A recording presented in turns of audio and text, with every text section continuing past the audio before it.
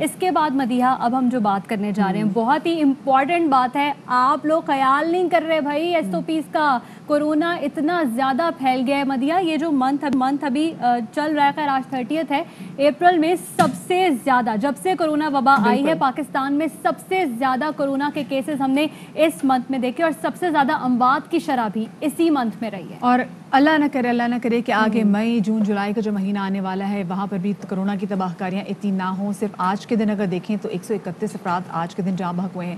کل اگر ہم نے بات کی تو کل 151 افراد جاں بحق ہوئے ہیں. اس سے پہلے 201 جو افراد ہیں وہ بھی کورونا کی وجہ سے جاں بحق ہوئے ہیں, اور یہ سب سے زیادہ ہانٹنگ نمبر تھا جو کہ اب تک پاکستان نے اپنی کووڈ کی تاریخ میں دیکھا, اور اللہ نہ کرے کہ نمبر بڑھے.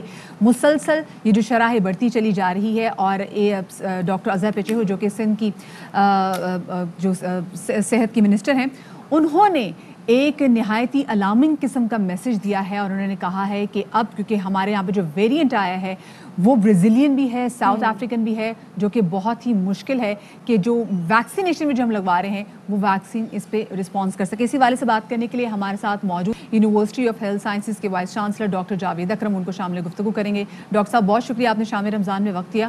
ڈاکٹر صاحب ابھی اسپیسیفکلی جو ہم نے دیکھا ہے کہ آغا خان یونیورسٹی نے جو 13 سیمپل لیے ہیں اور ان میں ان کو تشخیص ہوئی ہے کہ برازیلین وائرس بھی ہے اور ساؤتھ افریقن وائرس بھی ہے, اور یہ بھی کہا جا رہا ہے کہ یہ دونوں وائرسز جو ہیں یہ رسپونڈ نہیں کر رہے ویکسینیشن سے.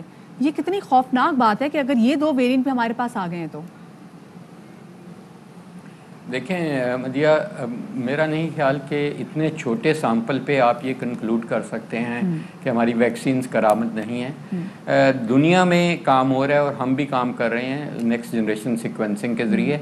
ہم جتنے بھی پی سی آر کے سیمپل لیتے ہیں ان کو ہم سبجیکٹ کرتے ہیں ٹو ٹیسٹنگ کے, جو ان کی جینیٹک ٹیسٹنگ ہے, اور ابھی تک ایسا نہیں ہے کہ کوئی بھی ویکسین جو ہے جتنی بھی ہم نے ٹیسٹ کی ہیں, چاہے وہ کینسائنو تھی یا ZF2001 تھی, یا ابھی ہم لیویون کی کر رہے ہیں, تو کوئی بھی ویکسینز یہ افیکٹو رہی ہیں.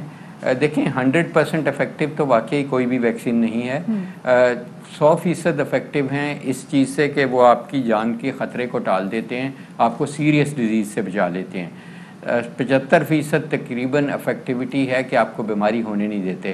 جہاں تک یہ میوٹیشنز کا تعلق ہے, ڈیفینیٹلی ہمیں پتہ ہے کہ اس وقت سب سے زیادہ پریولنٹ میوٹیشن پاکستان میں B117 ہے, خاص کر لاہور میں, جو کہ UK ویریئنٹ ہے.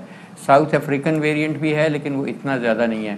ڈبل میوٹینٹ جو آیا ہے اسٹرین انڈیا کا, وہ ابھی تک ہمیں نہیں ملا, اور اللہ کرے کہ وہ نہ ملے کیونکہ وہ بھی بہت ڈینجرس اسٹرین ہے. تو دیکھیں ایک تو ان کی یہ جو مین مسئلہ ہے کہ یہ آپ کی انفیکٹیوٹی کا چانس بڑھا دیتے ہیں کئی گنا. اگر آپ کو 2 آدمیوں کو لگنا تھا تو 6 کو لگ جاتا ہے.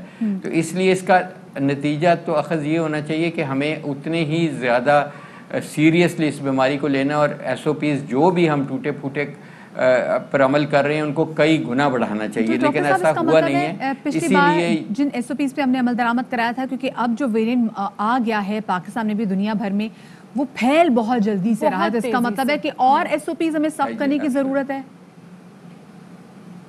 100% یہی چیز ہے کہ آپ نے بالکل صحیح کہا کہ اگر اس کا پھیلاؤ کے چانسز 3 گنا بڑھ گئے ہیں تو ہمیں ایس او پیز کو 3 گنا زیادہ انفورس کرنا پڑے گا, چاہے وہ ہم لاک ڈاؤن کے ذریعے چاہے کریں, چاہے کرفیو کے ذریعے, یا ہم خود ہی اپنا مائنڈ سیٹ سمجھ لیں کہ ہم واقعہ ہی یہ چاہتے ہیں کہ ہم اس مبارک مہینے میں اپنی جان اور لوگوں کی جانیں بچائیں.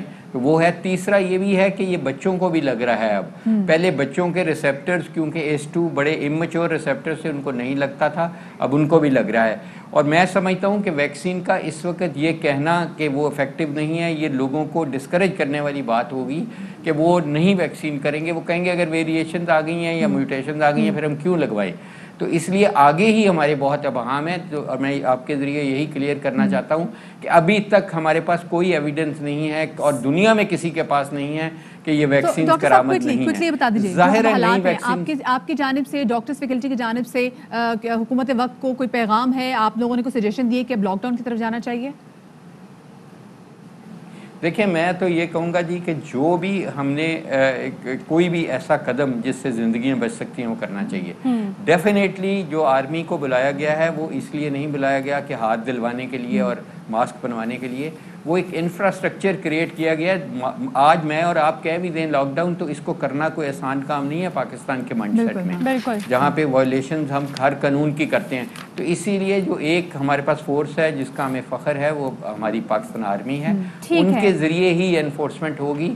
خالی کہہ دینا کہ لاک ڈاؤن ہو گیا وہ کافی. بہت شکریہ ہمارے ساتھ اس وقت لائن پر موجود تھے، اور وہ یہ کہ ہمیں SOPs کو اگر ہم 100% فالو کر رہے ہیں تو پھر ہمیں 200% فالو کرنا پڑے گا. بالکل، کیونکہ ہم اسٹرکٹ لاک ڈاؤن میں نہیں جانا چاہتے، تو یہ بہت ضروری ہے کہ ہم تمام جو SOPs ہمیں حکومت کی جانب سے دیے گئے ہیں ان کو فالو کریں.